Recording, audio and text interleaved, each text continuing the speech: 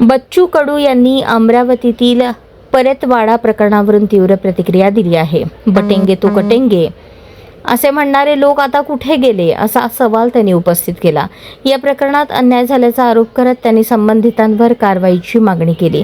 समाजात द्वेष पसरवणाऱ्यांनी आता पुढे येऊन भूमिका स्पष्ट करावी असेही म्हटले. त्यांच्या या वक्तव्यामुळे राजकीय वातावरण तापले असून विविध प्रतिक्रिया उमटत आहेत. आता या प्रकरणात पुढे काय घडते याकडे सर्वांचे लक्ष लागले आहे. मोहम्मद अय्यास हे प्रकरण आत्ताच मी भारतात आल्यावर समजलं. तर अचलपूर परतवाड्याच्या अतिशय ऐतिहासिक सिटीला कलंक लावणारा आहे. मोहम्मद अय्यास याला पायदळी तुडवलं पाहिजे, खरं तर चौरंगा केला पाहिजे. जसं छत्रपती शिवाजी महाराज करत होते तशा पद्धतीनं मोहम्मद अय्यासचा चौरंगा करणं गरजेचं आहे. मोहम्मद अय्यास, मोहम्मद म्हणजे अतिशय इस्लाममध्ये पवित्र नाव आहे. मोहम्मदला पवित्र स्थानी असं नाव दिलं गेलं जातं आणि हे जे अपवित्र घटना केली त्याला तुडवणं गरजेचं आहे. आणि त्यासाठी आम्ही कुठलाही पक्षीय धर्मभेद न ठेवता एकत्रित होऊन वेळ पडलं तर 15 दिवसाच्या आत कारवाई झाल्यानंतर आंदोलन करू. प्रश्न पुन्हा आहे का हिंदुत्ववादी सरकार केंद्रातही आहे आणि राज्यात पण आहे.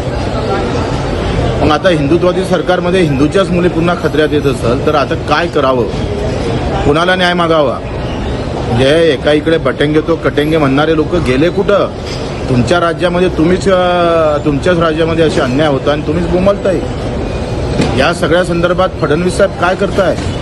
गुन्हेगाराची कोणती जात नसतं, त्याचा कोणता धर्म नसतं. गुन्हेगार गुन्हेगारच असतो. त्यानं हिंदू मुलींसोबतच जो छळ केला तो मुस्लिम मुलींसोबत सुद्धा केला. आणि मग सगळ्या मुस्लिम संघटनांनी एकत्र होऊन याचा विरोध केला पाहिजे. ज्यांनी केला त्यांचं आभारच मानतो आहे. आणि म्हणून इथं जात पात धर्मपक्ष न पाहता अन्याय केलेला आहे, त्या मुलींचा छळ केलेला आहे, त्याच्याविरुद्ध एकत्रित होऊन आम्ही लढा उभारण्यास सज्ज आहोत. वेळ पडली तर 15 दिवसात कारवाई झाली नाही पूर्ण तर आम्ही SP कार्यालयावर आंदोलन करू.